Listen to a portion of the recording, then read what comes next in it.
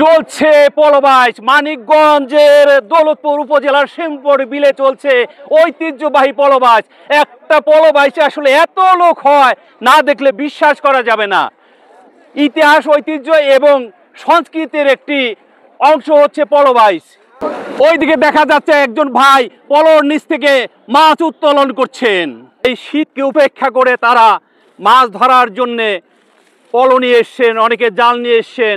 এইদিকে দেখা যাচ্ছে কয়েকজন ভাই এই শীত নিবারণের জন্যে তারা আগুন জ্বালিয়ে শীত নিবারণের চেষ্টা করছেন।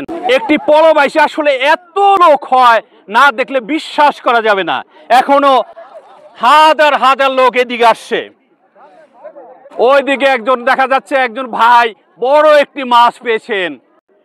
একটু জুম করে যদি টেনে দেখানোর চেষ্টা করি, দেখুন লোককে লোকারণ্য।